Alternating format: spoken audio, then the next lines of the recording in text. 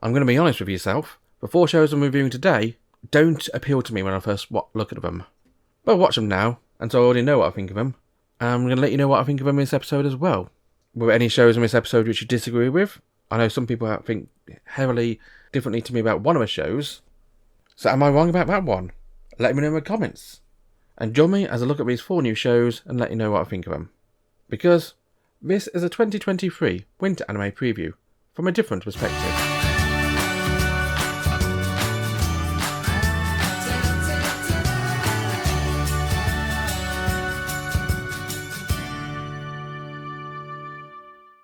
First up today, we've got Ippon Again, a sports anime which is based on a sport we don't see a huge amount in anime, which is surprising given how popular judo is in Japan, and also given the fact it is a traditional Japanese martial art. I decided to do a check on Wiki when I was looking into this, and I think there have actually only ever been 3, possibly 4 judo anime. One of those being the classic anime Yawara, a fashionable judo girl. And of course now we got the new one, Ippon Again. The 2 other shonen ones based on guys, but I don't know why the 2 female-based ones stood out to me. We're introduced to our main character, Michi, who is a judo girl in middle school, and she's taking part in a final judo tournament before quitting the sport for good, as she wants to have a proper high school debut and live a normal life outside of restrictions of being a judoka. She doesn't want to spend all the time training, getting sunburned on the beach, having pains when doing judo while sunburned, the sweaty outfit she has to wear while doing it. She enjoys it, but she's had enough. She wants to live a normal life. But she wants to go out with an Ippon, a point or a win. I'm not sure which one it is. I can't remember because obviously I've watched judo, I've watched the Olympics. It's honestly, if you ever get a chance at an Olympics or any kind of sporting tournament like that, to watch professional judoka go up doing judo, watch it. It's actually a very interesting sport. I mean, I'm not one for combat sports, but the skill and the tactics in judo is actually quite interesting. It is very much a Japanese martial art, like kendo, in that way, but it's very interesting to watch. But she wants to go out with an extra win. This is why the anime is called Ippon Again, because it's about her wanting to score an Ippon in a final match. She loses it in a traditionally bad fashion, but the girl sees something in her and tries to chase her down, but fails doing so. So Michi and her friend Sanae end up losing the tournament, going home with their rather pushy friend Anna, who does kendo. Fast forward 9 months to high school. She's in this school. She doesn't want to do any kind of clubs. She just wants to go home, get a boyfriend, usual high school type things. But she eventually finds herself being roped into the judo club again. Mainly because Anna tricks them into going to a kendo club, only to find the girl who bested Michi in the tournament, want to try to chase her down, Toa, also there, saying, "Give me back my tatami mats, I want to do judo." While the advisor's saying, "Look, you can't do judo, you're the only person in the club, you need 2 more people to join the club." Walk in, 2 former judokas. And so this is going to be an anime where Michi ends up going back to judo, forming friendships with Toa. The intro seems to imply that Anna does it as well, and Sanae obviously does it from previously as well. But what got me interested about this show is, yes, it's a sports anime. Yes, it's about fighting. But it doesn't seem to be your traditional shonen sports anime. But at the same time, it's not highly glossy yuri-bait anime either. I mean, don't get me wrong, I like highly glossy yuri-bait anime myself. But this is not one of those.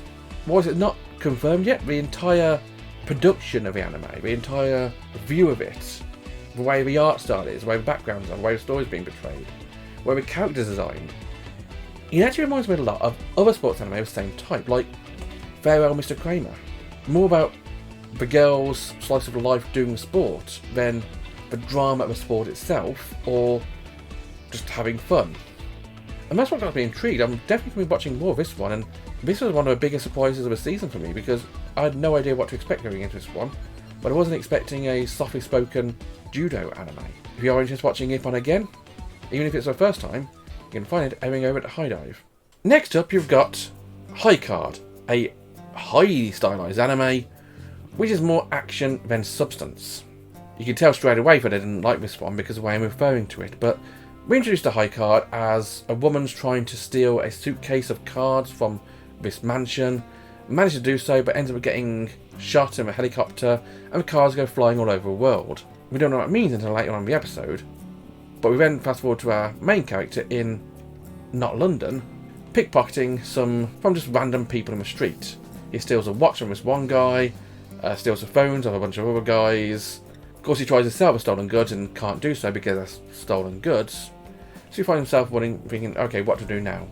I know, gambling. So after being in fake London and going through fake New York, we find ourselves now in fake Las Vegas. I say fake because these are all clearly the same city or location in the anime, but they are blatantly just London, Wall Street, and the Vegas Strip. From one thing leads to another, he gets cheated out of his gambling wins by this one guy who can cheat at cards, it seems, by using his super magic power gloves, which is nobody seems to notice the gloves are glowing, and he can't seem to lose. Even when our main character Finn tries to steal stuff off him in a fantastic way of doing so, everything still goes wrong. The gambler guy's cards just keep coming up in his favour. Maybe that's his power, because it seems his glove gives him superpowers. His glove with diamonds on it. Just we noted at this point, Finn also has his own card, the Two of Spades. And as you progress through the anime, we also find someone with the Ten of Diamonds and the Five of Hearts. Now, all of his cards seem to come with its superpowers, be it impossible luck, be it the ability to summon a gun for some reason, maybe it's a Russian roulette gun, they all seem to be gambling related, or maybe it's the ability just to turn people into marbles. Now, other than the marbles one, all the others seem to be gambling related or luck related. But maybe the show just lost its marbles with a marbles guy. But he does seem to be turning people into marbles in order to attack other people with. Now, as I said, this is a very stylized anime. We got 3 very obvious locations with very obvious goings on here. Nothing about the show seemed particularly new or innovative. It's just normal people with superpowers they get off cards. And we've seen anime where people just get random powers off random things a million times over.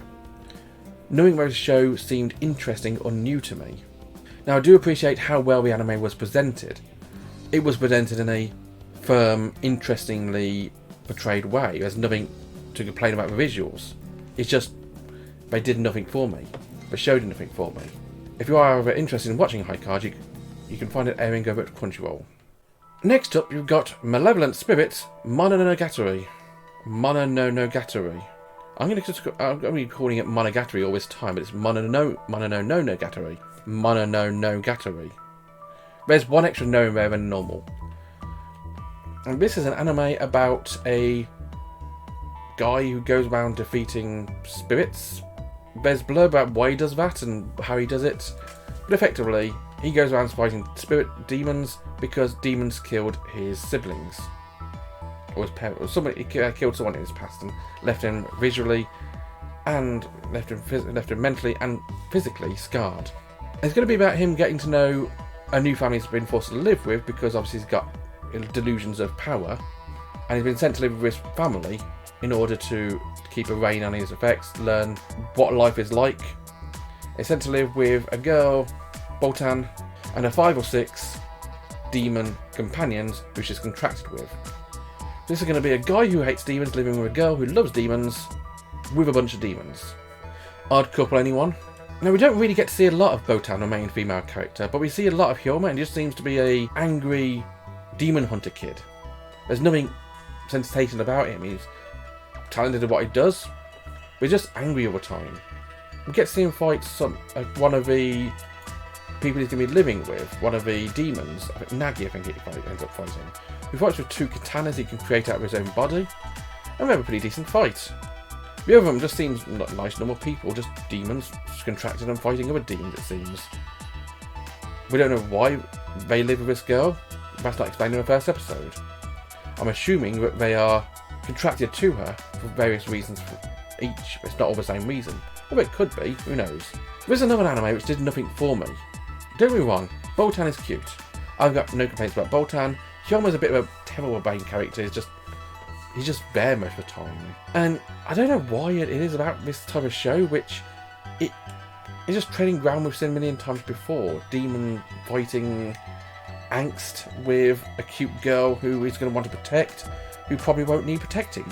Demons who clearly hate Hyoma and Hyoma hates them are clearly going to end up being friends and being allies, and they're learning to accept each other. Well, other shows which have done the same before, so if you do want to watch this one, probably go back and watch them instead. It'll take you less time than watching this, I'm certain.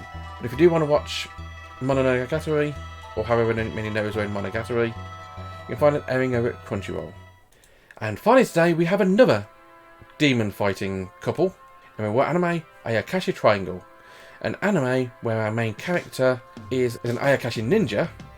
A ninja who fights to defeat Ayakashi, demons and spirits, in order to protect his childhood friend and sweetheart, Suzu. Now Suzu wants none of this because she just wants to chat and have fun with her Ayakashi friend. She's been able to see him since she was a kid. She's going to have a weird power to do that. The only person she knows who can do that as well is Matsuri, the main character. And she sees no problem with these Ayakashi being about.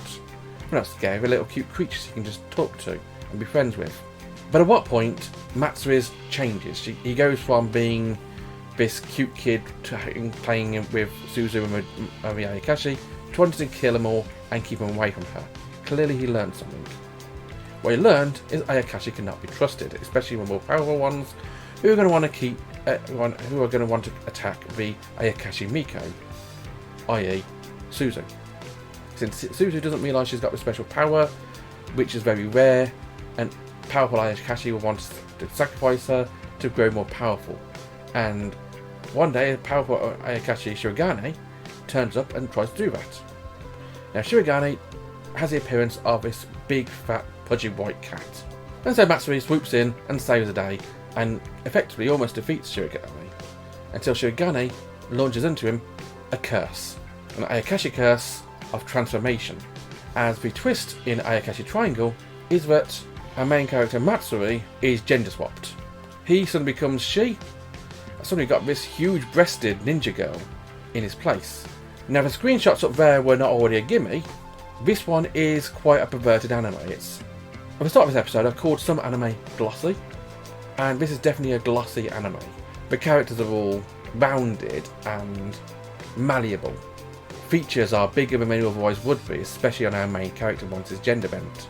And of course, what's the first thing he does when he gets home after becoming a woman? Well, he inspects himself as you would do. And of course there's censorship bars here. Well, it protects his blushes by using cute cats. Now, this is a show I probably won't recommend you watch. It's titillating, but not interesting.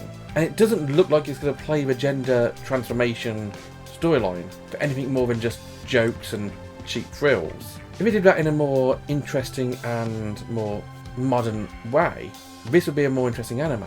But instead, it's gender changing for lols. And that's not as good as it was 10 years ago. If you are interested in watching Ayakashi Triangle, this one's airing over at Crunchyroll. Today's shows were Ippon Again, High Card, Malevolent Spirits, Mononogatari, and Ayakashi Triangle. 4 very different shows of varying quality. What did you think of them? Let me know in the comments and join me again for more. So until then, have a wonderful day and bye bye.